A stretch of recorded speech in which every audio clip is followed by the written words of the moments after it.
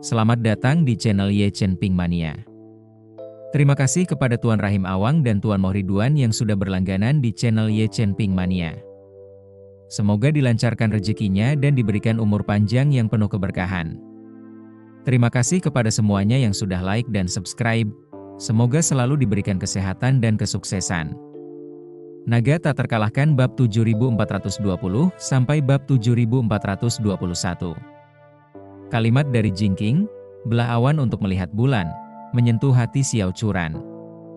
Semua keraguan masa lalu, Ye Chen tidak pernah membicarakannya, dan dia tidak bisa memaksa dirinya untuk bertanya. Tanpa ada pihak ketiga yang bisa menjelaskan, dia mengubur pertanyaannya dalam-dalam, terkadang bahkan menghibur dirinya dengan logika Ye Chen sendiri. Namun kalimat ini, membelah awan untuk melihat bulan, bagaikan petir yang menembus kabut tebal, menggugah rasa ingin tahunya yang telah lama terpendam. Maka dengan penuh ketulusan, dia menatap Jingking dan berkata, "Guru, mohon berilah pencerahan kepadaku." Jingking mengangguk dengan sungguh-sungguh dan berkata, "Nasib suamimu adalah satu dari 1 miliar, naga sejati di antara manusia. Kemampuan dan statusnya pasti luar biasa, bahkan mungkin layak dikagumi secara universal." Ini, Xiao Churan mengerutkan kening, berkata, "Suamiku tampaknya tidak sehebat yang Anda gambarkan, Tuan. Dia belajar secara otodidak, pandai membaca Feng Shui, dan beberapa pengusaha dan bos besar mempercayainya, itu benar." Tidak juga. Jingking menggelengkan kepalanya sedikit. Untuk seseorang dengan nasib yang luar biasa seperti itu, jika dia berbisnis, dia akan menjadi salah satu dari 10 orang terkaya di dunia.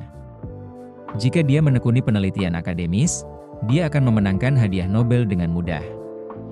Jika dia tampak biasa-biasa saja bagimu, masalahnya bukan pada dirinya, tetapi pada dirimu, ada sesuatu yang menghalangi pandanganmu terhadap kebenaran. Xiao Churan tercengang dan bertanya, "Apakah itu benar-benar luar biasa?" Jingking mengangguk, "Kau mungkin belum pernah mendengar tentang takdir naga yang menanjak.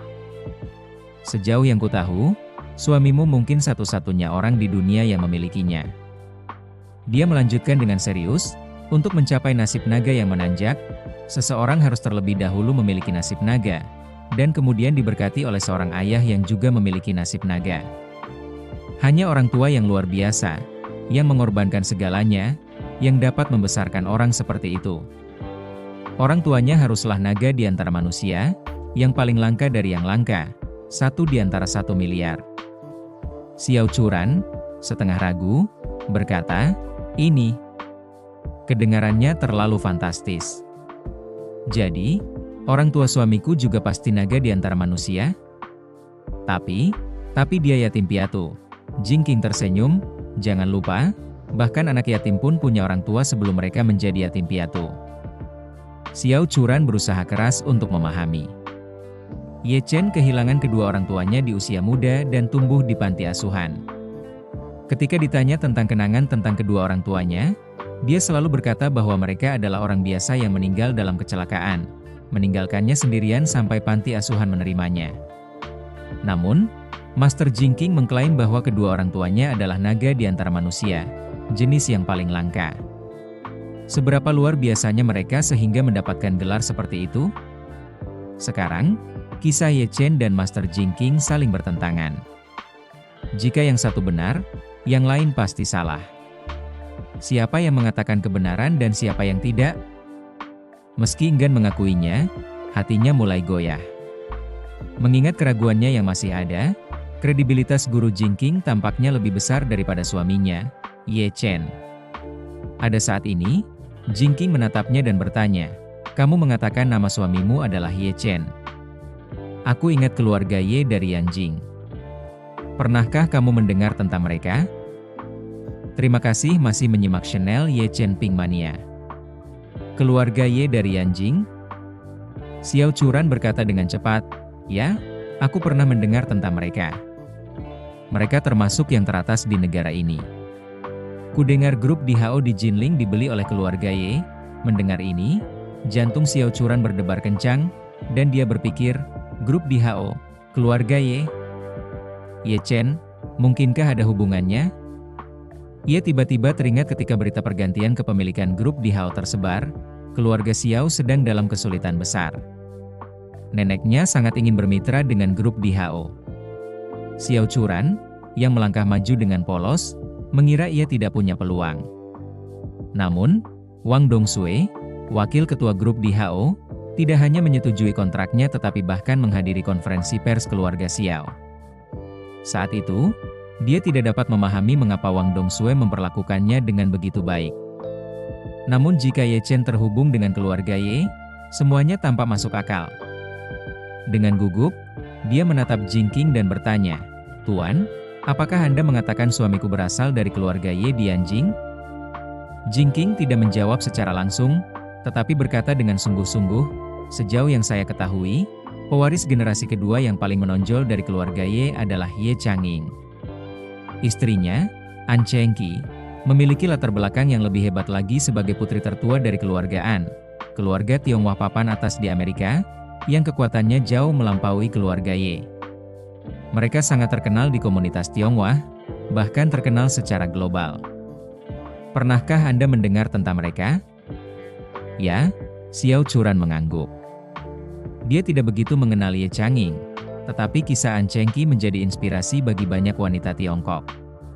Selama pelatihan kelas masternya di AS, banyak teman sekelas yang merupakan penggemar berat An Chengqi. Kecemasannya bertambah, dan dia bertanya pada Jingqing, Apakah mereka ada hubungan dengan suamiku?" Jingqing melanjutkan, "Saya mendengar bahwa, lebih dari 20 tahun yang lalu, pasangan itu berselisih dengan keluarga Rothschild, meninggalkan keluarga Ye, dan kemudian dibunuh oleh musuh. Apakah Anda mengetahui hal ini?" Xiao Churan mengangguk, Aku pernah mendengar sesuatu tentang itu." Jingqing bertanya, "Apakah kau tahu di mana mereka menemui ajalnya?" Xiao Churan menggelengkan kepalanya seperti mainan kerincingan. "Aku benar-benar tidak tahu." "Apakah guru tahu?" Jingqing mengangguk sedikit, menatap Xiao Churan dengan sungguh-sungguh. "Mereka terbunuh di Jinling lebih dari 20 tahun yang lalu." "Jinling?" Mata Xiao Churan terbelalak. Seolah merasakan sesuatu, napasnya menjadi cepat, detak jantungnya berpacu dan tidak menentu. Jingqing menambahkan, Ye Changqing dan An Chengqi hanya memiliki satu anak, laki-laki. Setelah mereka meninggal, anak laki-laki itu menghilang, dan tidak ada yang tahu apakah dia masih hidup atau sudah meninggal. Xiao Churan merasa seolah-olah pikirannya telah disambar petir. Mengingat usia Ye Chen, dia secara naluriah bertanya, "Tuan, berapa usia anak laki-laki itu saat dia menghilang?" Jingqing menatap tajam ke arahnya yang terkejut dan berkata dengan tegas, "Dia berusia 8 tahun saat dia menghilang." "Apa?" Xiao Churan merasa pusing, hampir tidak bisa menenangkan diri, dan berkata dengan gugup, "Suamiku masuk panti asuhan saat berusia 8 tahun dan tinggal di sana sampai dia berusia 18 tahun. Dia sekarang akan berusia 29 tahun. Bukankah itu terlalu kebetulan?"